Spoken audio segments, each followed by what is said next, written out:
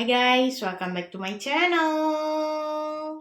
Gimana nih kabarnya kalian semua hari ini? Semoga kalian sehat ya, dimanapun kalian berada. So, hari ini pernah gak sih kalian ngerasa kayak, aduh aku tuh pengen banget nih bisa belajar bahasa, tapi kayaknya tuh kurang gimana gitu, kurang apa ya, kalau ikut kursus biayanya mahal, nggak tahu harus belajarnya gimana, medianya seperti apa, dan terutama kayak aku nggak berani gitu, maksudnya kayak buat ngomong apa ya, dalam bahasa asing nanti dianggapnya lebay, nanti dianggapnya kayak sok-sokan gitu. Pernah nggak sih kalian merasa kayak gitu?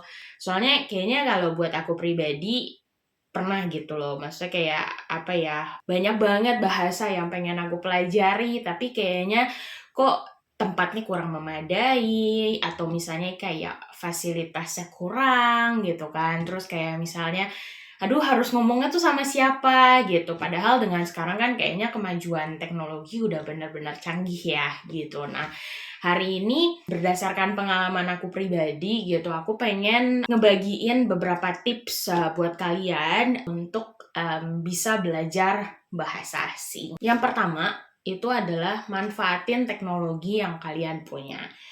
Jadi sekarang itu kan udah benar-benar canggih ya, banyak aplikasi, banyak site yang di apa ya, yang di internet gitu yang kita bisa gunain, kita bisa manfaatin, even kayak YouTube pun itu bisa kita pakai buat yang namanya belajar bahasa, berkomunikasi dengan orang-orang yang ada di luar negeri gitu kan. Memang yang namanya penggunaan media sosial, media elektronik itu emang perlu hati-hati. Penggunaan handphone kayak gitu, laptop dan sebagainya, media-media elektronik itu juga emang perlu dibatasi, apalagi untuk anak-anak, remaja dan sebagainya. Kita juga perlu bisa memfilter. Kita bisa ngomong, kita bisa sharing, kita bisa nanya gitu kan ke orang lain, kayak pernah gak sih ngedenger tentang aplikasi ini atau penggunaan site ini kira-kira gimana, atau misalnya kita bisa ngelihat di Google dan sebagainya, ngelihat kayak aplikasi ini bagus atau enggak, aman atau enggak gitu kan. Dan dari kitanya sendiri pun juga perlu bisa memfilter, istilahnya kayak menyaring informasi mana yang bagus buat kita, yang cocok buat kita atau enggak gitu. Nah, sekarang kan banyak ya aplikasi yang di App Store atau di Play Store yang bisa kita download untuk belajar bahasa gitu, entah itu yang berbayar ataupun yang tidak berbayar. Kemudian juga kayak media-media melalui kayak Instagram, YouTube. Kalau buat aku belajar banyak dari YouTube gitu, dan aku cari yang aku cobain yang kayaknya oke, kalau misalnya aku mau belajar bahasa Inggris gitu, kan banyak ya pilihannya gitu. Terus aku kayak filter gitu, ini mana yang cocok, mana yang enggak. Ya dari pembawaan materinya, kemudian dari apa sih yang aku butuhin gitu kan. Misalnya kayak aku pengennya lebih ke arah yang basic, lebih ke arah yang medium, intermediate gitu kan, atau misalnya yang benar-benar advance. Buat aku, contohnya nih ya, belajar bahasa Korea, itu misalnya aku ngeliat di YouTube itu dari Talk to Me in Korean. Terus aku kan ada ya websitenya, aku cek. Bahkan di YouTube pun kita bisa akses secara gratis gitu kan videonya mereka, dan menurut aku gitu, buat aku cara mereka membawakan materinya, cara-cara mereka menjelaskan bahas tentang bahasa Korea, menurut aku it's really really nice gitu. Dan mungkin kalau misalnya kalian mau ada yang tertarik untuk belajar bahasa Korea, kalian bisa juga gitu untuk cek ke Talk to Me in Korea. Ada YouTube-nya, ada Instagram-nya, kemudian ada website-nya juga. Belajar bahasa Prancis sama dari YouTube juga. Dan itu aku lihat di YouTube-nya Learn French with Vincent. Jadi apa namanya, dia benar-benar kayak ngejelasin satu-satu gitu ya, dari basicnya kayak bahasa Prancis itu seperti apa pengucapannya, karena kan pengucapan ABC-nya juga kan beda gitu ya dengan bahasa Indonesia. Kemudian juga nanti pelan-pelan ada cara pengucapannya, cara pelafalannya, ada apa namanya grammar terutama gitu ya, dan juga vocabulary yang benar-benar dari YouTube-nya Learn French with Fang Song ini benar-benar buat aku membantu. Fang Song mungkin kalau di Indonesia dibacanya Vincent gitu ya, soalnya ya itulah bahasa salah satu-satunya ya pelafalan nama aja di Indonesia dan di Prancis beda. Jadi manfaatkan kecanggihan teknologi yang ada yang kalian punya, entah itu di laptop, entah itu di internet, entah itu di telepon kalian, tapi ingat, harus difilter, harus disaring, dan cari yang mana yang cocok buat kalian. Yang kedua adalah jangan takut buat ngomong ataupun baca. Kadang kan kita suka ya kayak mikir kayak, iya tapi gue ngomongnya sama siapa gitu. Kayak di rumah atau sama temen atau gimana, kalau misalnya di tempat umum nanti takutnya disangkanya gagaulan gitu kan, atau sok gaul dan sebagainya.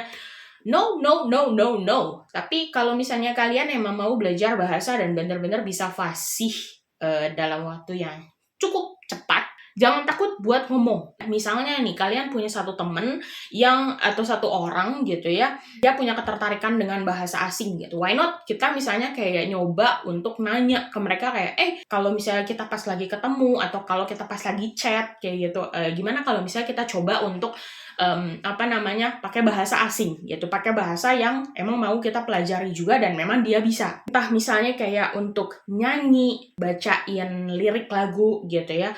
Terus misalnya kayak kalau kita lagi ada di toko atau lagi ada di jalan gitu, terus misalnya kita kayak ngelihat ada plang-plang dengan nama-nama asing, why not gitu dibacain gitu, karena buat aku pun pribadi gitu ya, yang gak harus baca lantang, misalnya kayak Orchard Road gitu, nggak harus gitu, atau misalnya kayak gedung apa gitu namanya dalam bahasa Inggris, terus kayak sama kita dibacain lantang, enggak juga gitu, nanti sama orang dianggap ini orang kenapa gitu kan.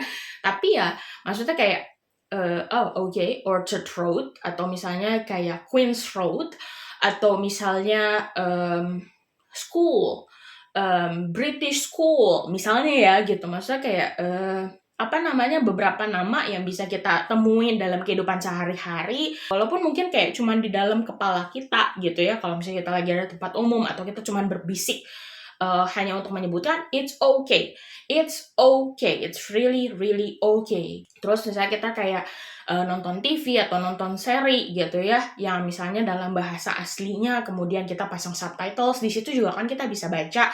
Terus dan setelah itu juga ya sama kita bisa dilatih gitu kan. Oh ya, ini cara pengucapannya seperti ini. Pengucapannya seperti ini. Kadang kita suka takut kan, takut ngomong gitu. Takutnya bukan cuman masalah dengan siapa kita nggak tahu kita ngomong, tapi takutnya nanti kalau ngomongnya salah diketawain, nanti diejek dan sebagainya. Nah, ini juga stigma sosial. Ini yang harus kita benar-benar hati-hati. Orang ada yang ketika misalnya kita emang benar-benar pengen serius belajar, tapi sama mereka kayak ketika kita salah terus malah dipoyokin, malah diejekin. Justru itu yang benar-benar bad environment gitu. Kenapa?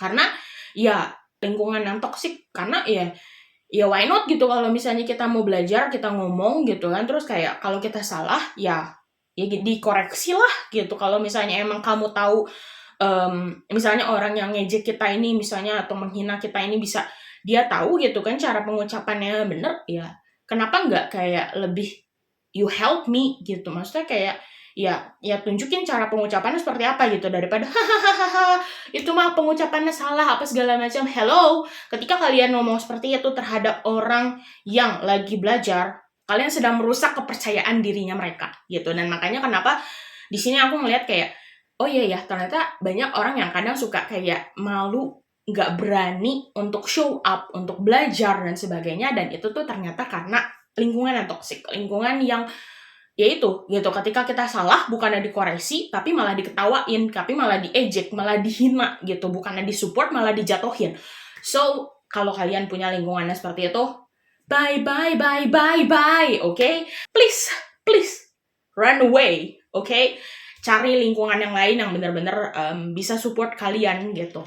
Dan kalian bisa pilih juga caranya, metodenya yang emang sesuai dengan kalian. Kalau kalian senang nyanyi atau misalnya kalian senang baca, gunakan metode itu gitu. Gunakan cara itu untuk kalian belajar mengekspresikan dan belajar untuk bisa memperlancar bahasa asing kalian. Yang ketiga itu adalah pede aja lagi. Oke? Aku di sini benar-benar kayak really you have to be confident. Oke? Karena kalau kitanya nggak confident, kalau kitanya nggak percaya diri, kalau kitanya minder, itu akan makin mempersulit kita untuk belajar yang namanya bahasa. Karena kenapa? Kalau misalnya kaliannya sendiri sudah tidak percaya diri, susah siapa lagi yang bisa memotivasi kalian. Oke, gue punya teman, gue punya saudara, gue punya keluarga dan sebagainya, gue punya pasangan yang bisa mensupport gue. Yes, tapi itu semua adalah motivasi eksternal. Dimana motivasi eksternal itu, balik lagi ya jadi kayak psikologi, tapi motivasi eksternal itu adalah yang mensupport kalian, which is kayak waktunya lebih temporary, waktunya lebih sementara, dan ya ketika motivasi eksternal itu nggak ada, ya udah gitu, padem, motivasi kalian bisa turun, self esteem kalian bisa turun gitu, karena ya itu eksternal. Tapi berbeda ketika kita punya yang namanya motivasi internal, motivasi yang berasal dari dalam diri kita sendiri. Istilahnya kita yang punya switch-nya untuk on atau off dari dalam diri kita sendiri. Kalau misalnya, oh aku pengen nih gitu ya bisa belajar bahasa Korea, karena ketika aku jalan-jalan ke Korea, aku nggak perlu pakai tour guide, aku bisa ngomong sendiri dan sebagainya, why not gitu. Itu bisa dijadikan sebagai motivasi buat kalian belajar, dan itu motivasinya berasal dari dalam diri kalian sendiri, lebih bertahan lama dibandingkan dengan motivasi eksternal. Oke, support dari lingkungan penting, support dari orang-orang terdekat kalian itu penting, support dari fasilitas yang kita punya, lingkungan yang ada itu emang benar-benar penting. Tapi yang jauh lebih penting itu adalah motivasi dari dalam diri kita sendiri. Karena kalau kitanya punya motivasi yang kuat, otomatis self-esteem kita pun akan meningkat. Self-confidence kita akan meningkat. Kayak kalau kita salah, it's okay. Namanya juga belajar, ya. Salah itu wajar. Tapi bukan berarti ketika kita salah, terus nggak mau, takut. Nanti takutnya malu gitu ya, nggak berani atau gimana. Ketika kalian lihat ada kesempatan, kalian gunakan kesempatan itu untuk belajar.